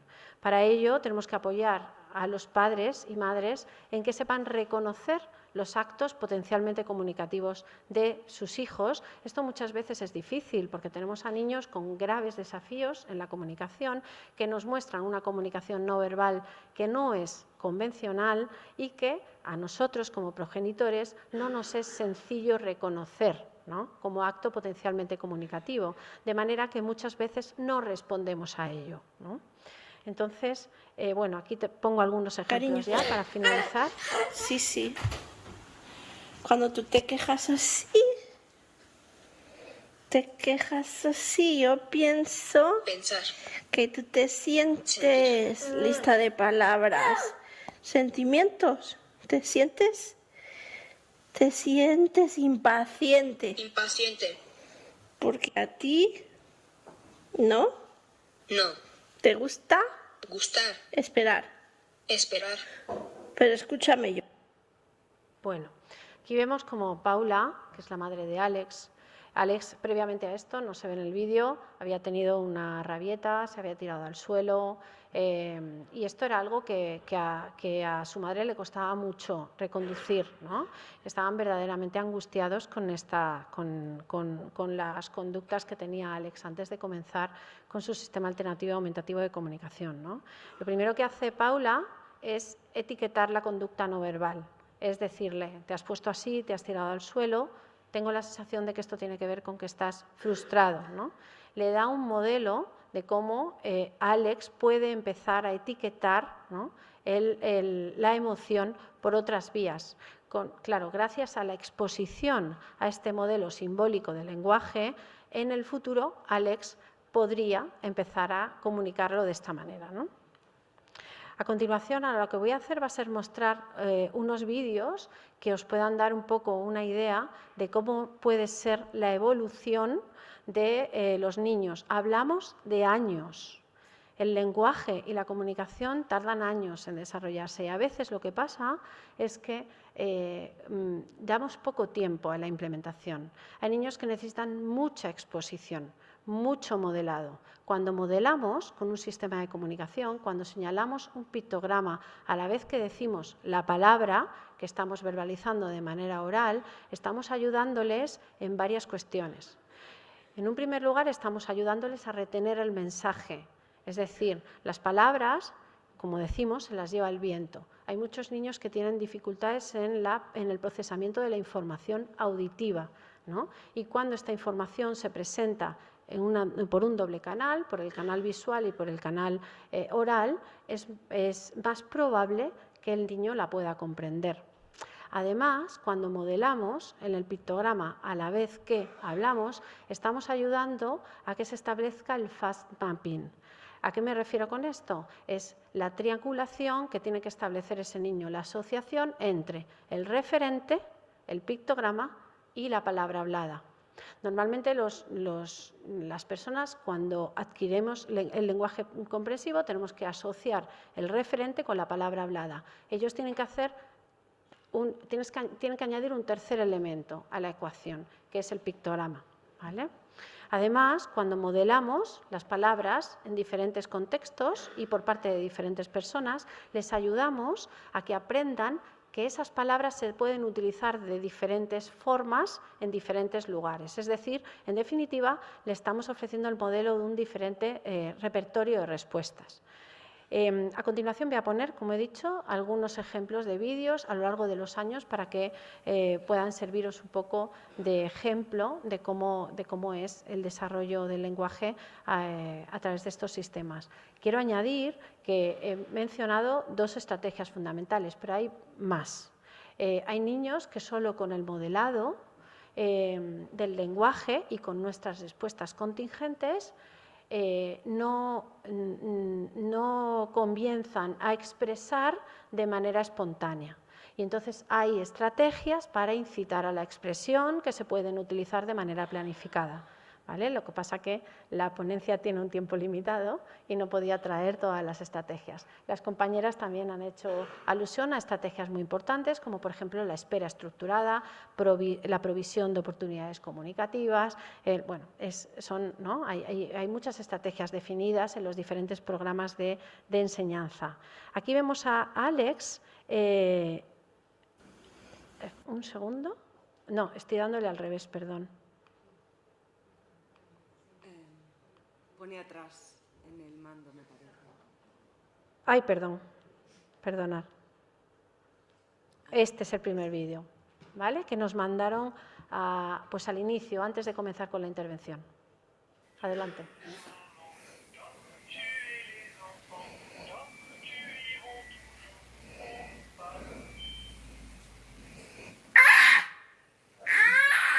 Tu veux encore? Encore?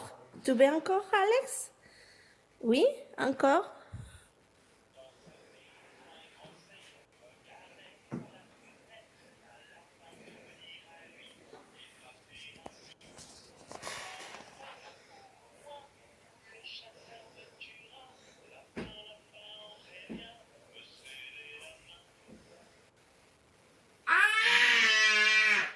Qu'est-ce que tu veux?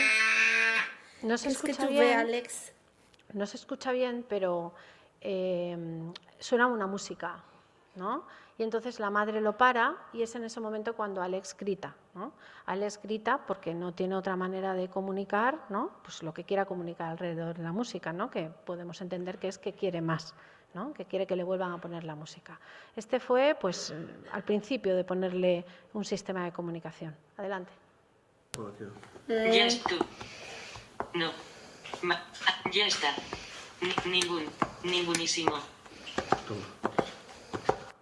Bueno, vemos cómo aquí Alex aún no tiene conciencia de la funcionalidad del sistema, aún no conoce que el sistema sirve para comunicarse. El modo en el que nosotros enseñamos que el sistema sirve para comunicarse es comunicándonos con ellos, con el sistema, y dándole sentido a cualquier acto potencialmente comunicativo del niño a través del sistema. Es decir, al principio empiezan a utilizar el sistema de manera casual, al igual que los bebés empiezan a balbucear al principio de manera no intencional, ¿no? El modo en el que ese balbuceo pasa a ser un balbuceo intencional es la respuesta que los progenitores damos a ese balbuceo, ¿no? Pues de algo similar haríamos con el sistema de comunicación. Después de una serie de ajustes que no puedo detenerme a profundizar en las características del sistema y en la intervención, 2 meses después, que es relativamente pronto, porque normalmente tardamos más, nos encontramos con esto.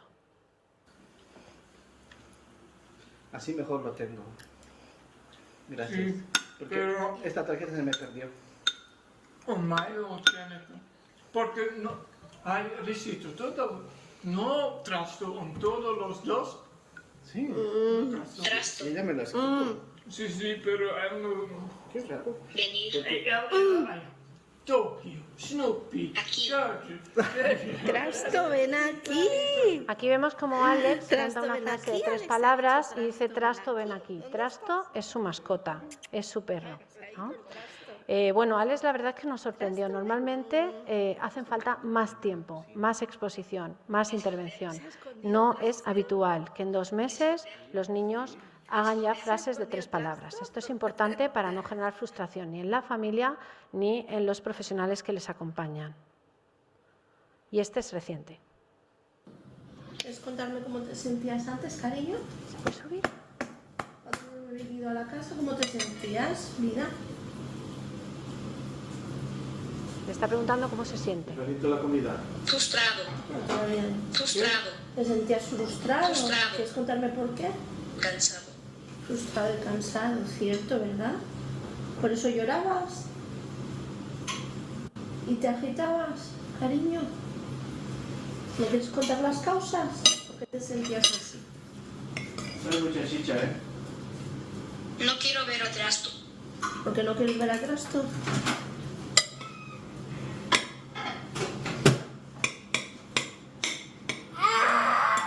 Eso te hace sentir enfadado. ¿Y qué más, cariño? ¿Qué más, mi vida? No hacen lo que quiero. Porque no hacen lo que tú quieres. ¿Y qué querías tú? Tengo sueño. Muchas cosas, ¿cierto? Te estaban pasando muchas cosas al mismo tiempo, no sabías qué hacer con ellas. Bueno, ¿Y qué puede hacer? vemos como aquí Alex, ¿no?, ya está convirtiendo una conversación acerca de sus sentimientos, ¿no?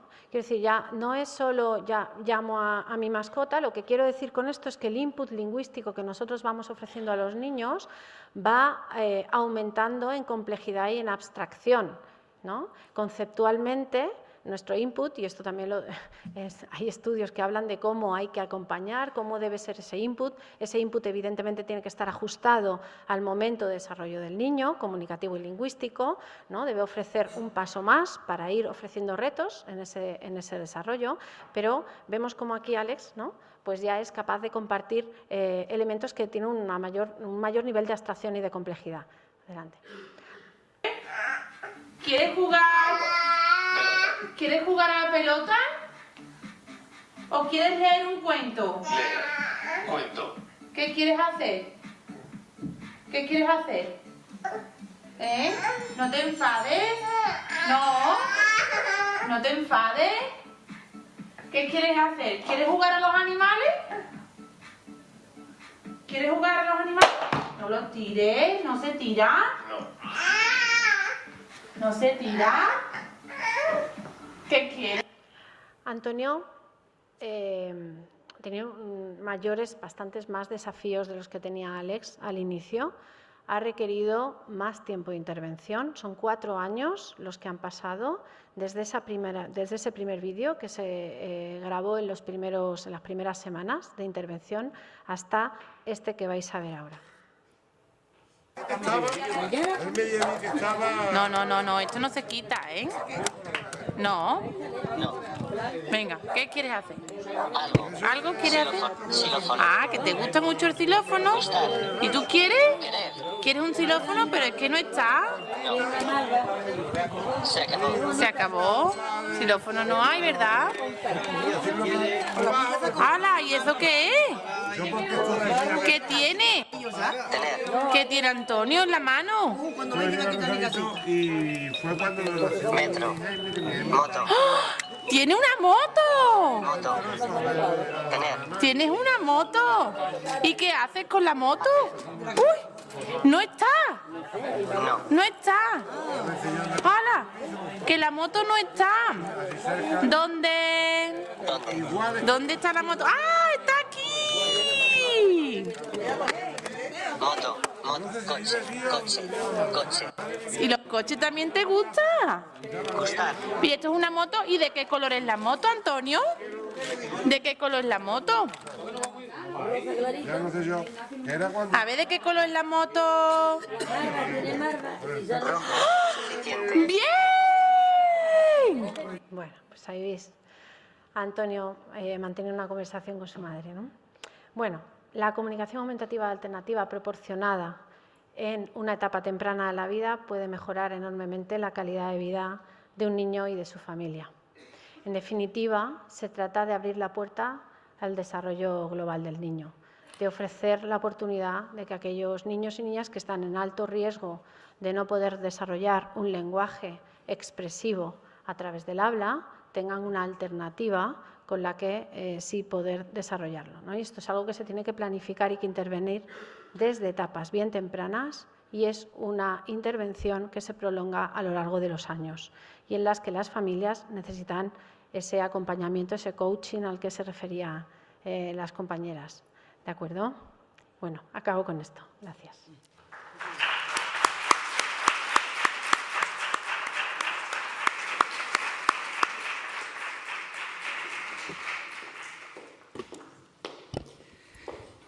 Muchas gracias, Ruth. Excelente presentación. Qué importante es el dotar de comunicación, ¿verdad?, a los niños y también como prevención, ¿no?, de conductas disruptivas. Se sabe que hay una relación inversamente proporcional entre las capacidades de comunicación y los problemas de conducta. Todo lo que sabemos y lo que cuesta muchas veces convencer a las familias de su utilidad.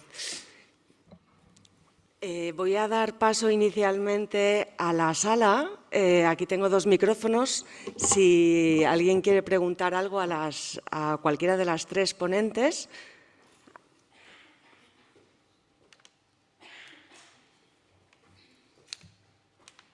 ¿Alguien se anima?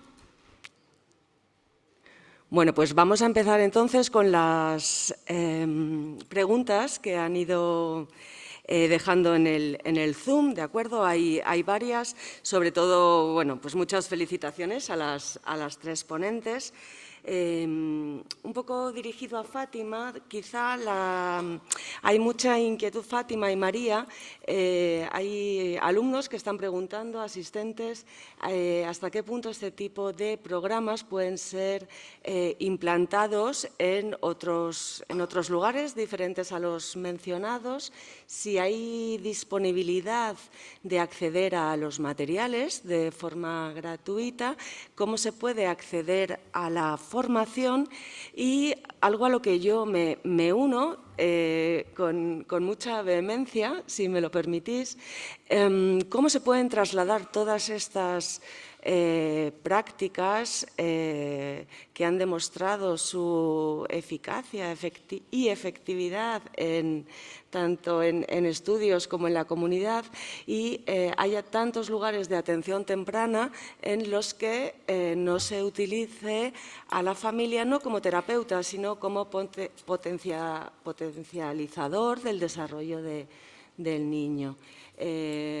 A mí me parece todavía increíble que muchas familias, muchos centros de atención temprana de la Comunidad de Madrid, que es lo que yo más conozco, entran en un despacho con un niño, trabajan de manera 1 a 1 y los padres, las familias están en la sala de espera, abren la puerta, en 5 minutos le comentan lo que han hecho y esa es la intervención de los sistemas públicos de intervención temprana.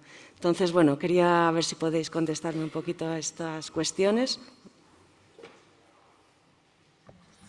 Bueno, empiezo yo si queréis.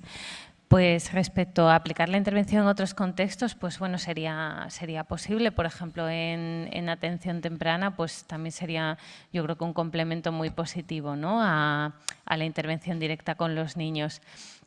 Es cierto también que yo, en mi experiencia, que lo que más conozco ahora mismo es Asturias, pues es que hay muchas familias que no llegan a acceder a atención temprana, ¿no? Bueno, tengo familias en consulta con un diagnóstico de TEA al niño que todavía no han ido a atención temprana y tiene 5 años. Y luego hay otras familias que son, bueno, pues TEA-like, rasgos TEA, no llegan al diagnóstico clínico y ahí lo tienen muchísimo más complicado, retrasos en el desarrollo que necesitan ayuda y no, bueno, pues por la limitación de recursos pues no llegan a acceder ni siquiera a atención temprana, ¿no? Pero me parece que sería también pues que estaría muy bien, ¿no?, poder complementar la intervención para los padres. Respecto a los materiales de Incredible Years, En la web hay muchos materiales, hay fichas tanto de los programas más generales como los de TEA y varios de los programas están en castellano, pero bueno, es cierto que quedan un poco descontextualizados si no tienes la formación y los vídeos que por supuesto no están en la web, ¿no? Y la formación, bueno, creo que alguien preguntaba a través de Zoom si había la opción de hacerlo online. Es posible que haya cambiado tras la pandemia porque hay mucha más formación online ahora, pero hasta donde yo sé, pues es de presencial. En principio es un curso de 3 días en Gales, que bueno, probablemente lo habrá en otros sitios de Reino Unido, y luego bueno, hay un proceso de certificación ya más complejo. Y no sé si habéis comentado algo más, Leticia. Vale. María, ¿quieres añadir algo? Sí, gracias. Bueno, el modelo ISBM es un modelo complejo, como sabéis, a nivel de acreditación y de formación, pero la vertiente comunitaria, que creo que es algo que espero que nos llevemos todos, ¿no?, de esta mesa, está muy centralizada en la aplicación Help is in Your Hands, que en estos momentos es de libre acceso y que ya está en español, como he dicho.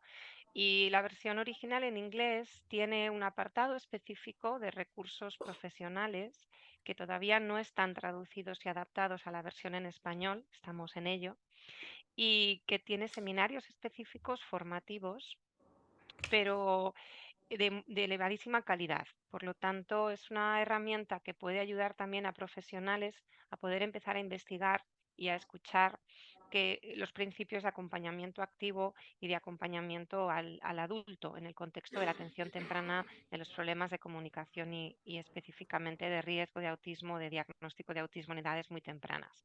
Por lo tanto, es una herramienta formativa ya en sí, que puede ser directamente consumida por la familia, pero que debe de ser necesariamente acompañada desde ese conocimiento por parte de los terapeutas. Por lo tanto, creo que tenemos ahí un material que es muy, muy valioso, pero que también necesita un acompañamiento.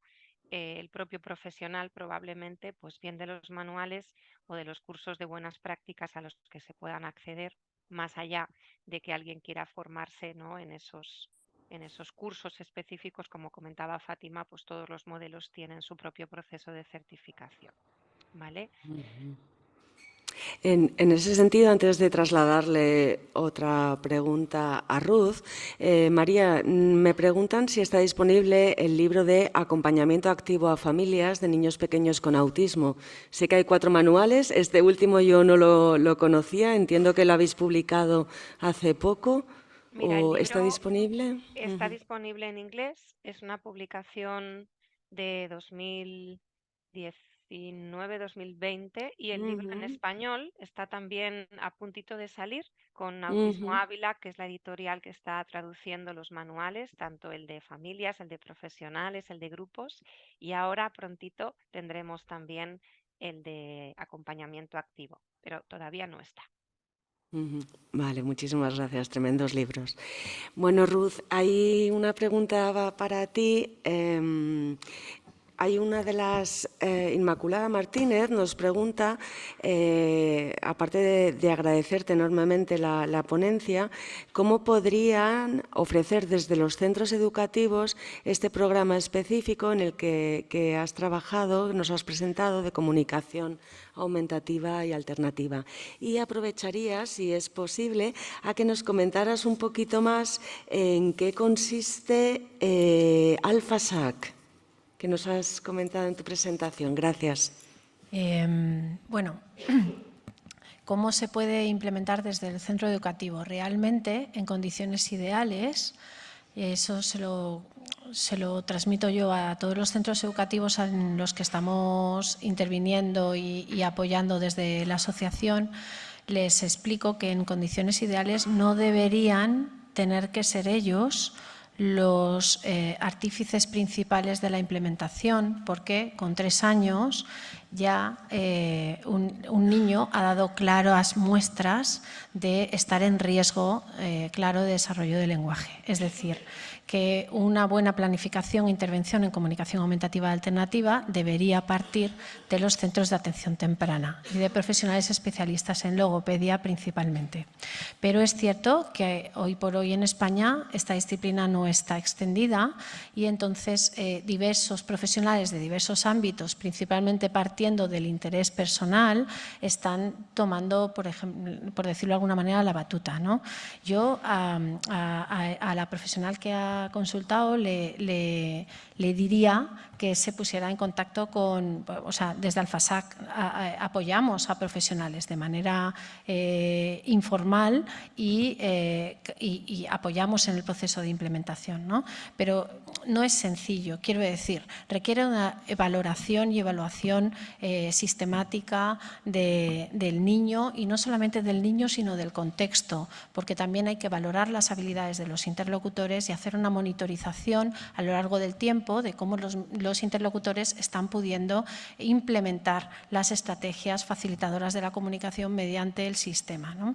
Entonces, yo les diría que se dirigieran o sea, que se apoyaran en profesionales expertos y que no lo hicieran en soledad, ¿no? Principalmente, que no es algo, ¿no? Pero que se puede hacer, ¿no?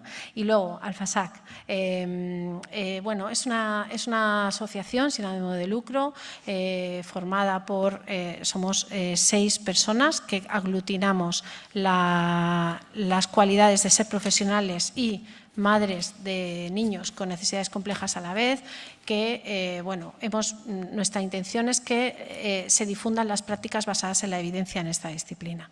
Entonces, bueno, pues en la web hemos puesto énfasis en que en la web haya un montón de información a disposición de todo el mundo en castellano, porque la mayoría de la literatura está en inglés, y entonces no llega, ¿no?, a los profesionales de a pie.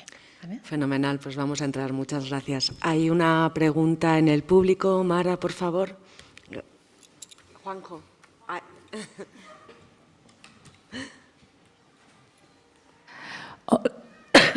Hola, buenos días. Soy Mara Parellada, de aquí el Marañón. Muchísimas gracias a las 3 por vuestras presentaciones, que me han encantado.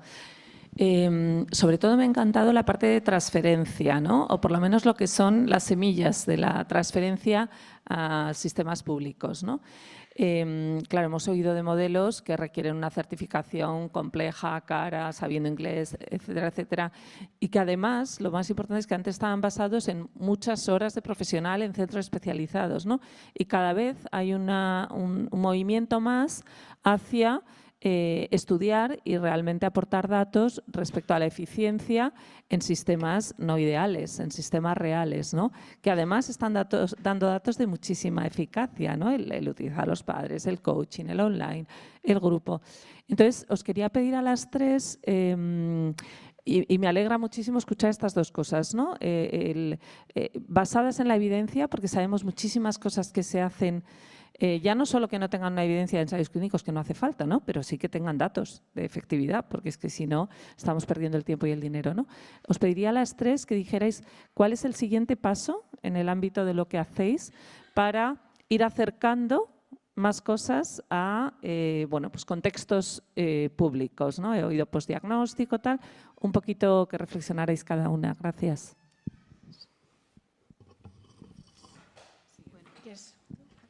Empiezo yo otra vez, como ha sido la primera. Pues yo creo que quizás en el caso de Incredible Years para TEA, creo que tendría que haber una planificación desde más arriba, quizás, ¿no? Porque siento que ahora mismo esto depende un poco, pues, de la voluntad del profesional. Yo, en mi caso, en el CSM Infanto-Juvenil, pues decido hacerlo para ayudar a las familias y, bueno, fenomenal, ¿no? Pero ahí queda. Entonces, yo creo que quizás tendría que haber, pues, una planificación desde coordinación, ¿no? Pues que forme a los profesionales, que, bueno, pues que se puedan también hacer protocolos de cómo vamos a atender a las familias, que no sea, pues, llega una familia por la puerta y dependiendo del profesional que le atienda, va a tener una atención u otra, ¿no? Entonces, yo creo que unificar, planificar y protocolizar hasta donde se pueda, ¿no? Me parece importante. Y bueno, y obviamente pues cierta financiación también para formación, ¿no? Que en el caso de Incredible Years no es excesivamente costosa, ¿no? Es pues el manual que hay que tener, la formación de los profesionales, pero bueno, no es algo que sea inasumible para un sistema público, ¿no? María, Ruth, no sé quién quiere. Como empezar. queráis. María. Venga, adelante. Gracias, Mara, por la pregunta y por rescatar, ¿no?, junto con Leticia, esa pregunta de la transferibilidad, porque es algo que es clave en estos momentos. Yo creo que todos los modelos, como decíais, de eficacia desarrollados en los años 80 han hecho un recorrido muy importante en cuanto a la inversión, ¿no?, del profesional que tiene que certificar, que tiene que demostrar un manejo, ¿no?, de la implementación de fidelidad y del diseño de los planes de enseñanza, y han caminado todos, al menos los estadounidenses, incluido el Denver, en detectar, ¿no?, y en exprimir esas técnicas específicas nucleares que se alinean con lo que es transferible, ¿no?, en formatos de hora a la semana, hora y media a la semana. Uno de nuestros programas es de solamente hora y media a la semana y el otro es de 3 horas a la semana.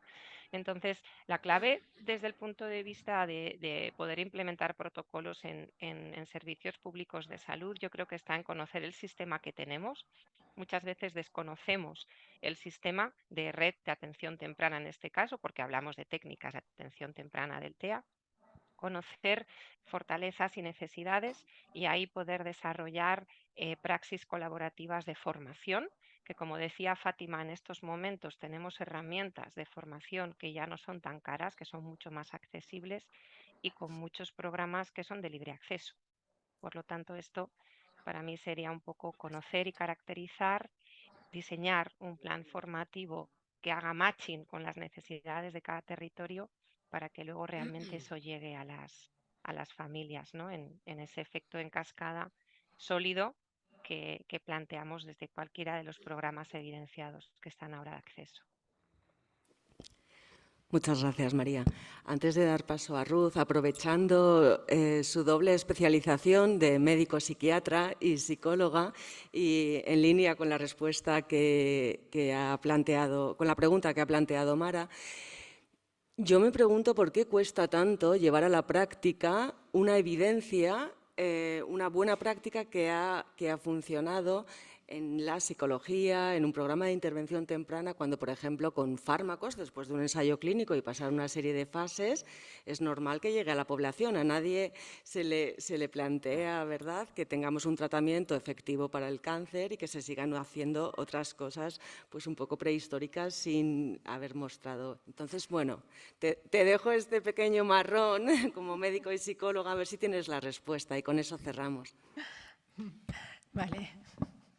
Gracias. Bueno, voy a empezar por la primera, por la pregunta de Mara, que le agradezco mucho, que es ¿cuál sería el siguiente paso? Como he dicho al principio, es una disciplina que está en pañales en nuestro país, que está muy dispersa, que depende de las personas que se quieren formar de manera extraoficial. ¿Acaso tenemos un programa de especialización universitario? Y creo que es necesario, primero, la prescripción de los sistemas alternativos y aumentativos de comunicación por parte de los sistemas sanitarios de salud. Ya está empezando en algunas comunidades, aún en la nuestra no, pienso que no tardará en llegar.